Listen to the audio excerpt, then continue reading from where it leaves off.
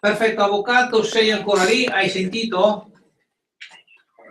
Bene, ecco, è andata in onda anche lo spot fatto dal nostro presidente della radio qui, Paolo Girotto, il dottor Paolo Girotto. Siamo leggermente in streaming in ritardo anche perché Marco Magis si è svegliato adesso per lo streaming, casomai ci puoi vedere. Come si fa per vederci sullo streaming? Google e poi cosa si chiede? Beh, adesso ho messo intervista a Marco Mori e quindi esce. Basta andare su, diciamolo. Allora. Sì, basta andare su, scrivere live stream intervista a Marco Mori allora, e fare lo streaming. Allora, su Google, no? Sì. Mi raccomando, Google, o Google, come vuoi, scrivi, dimmi Marco, live streaming intervista a Marco Mori. Live streaming intervista a Marco Mori. È una prova che stiamo facendo per sabato.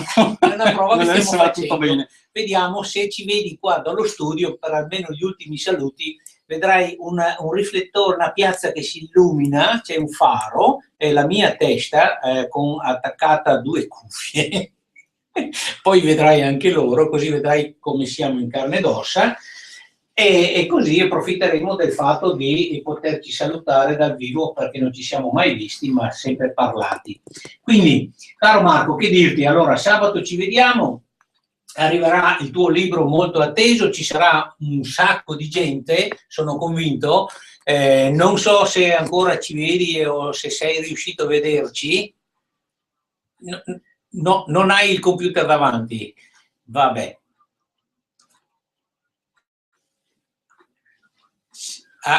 Sei già preso col tuo lavoro, ne hai abbastanza del tuo lavoro, ho capito.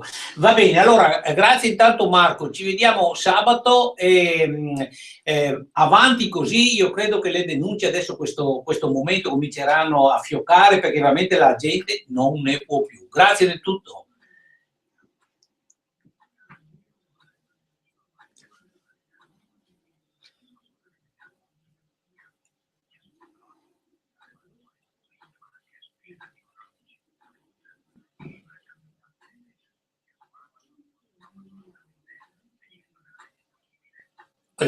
Hola. Già esaurito.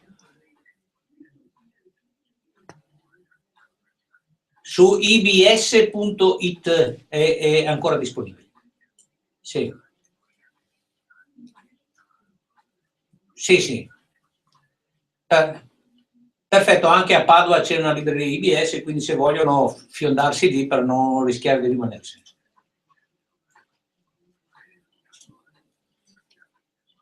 Benissimo, grazie Marco, a sabato ti salutano i ragazzi qui. Grazie avvocato. Grazie di tutto.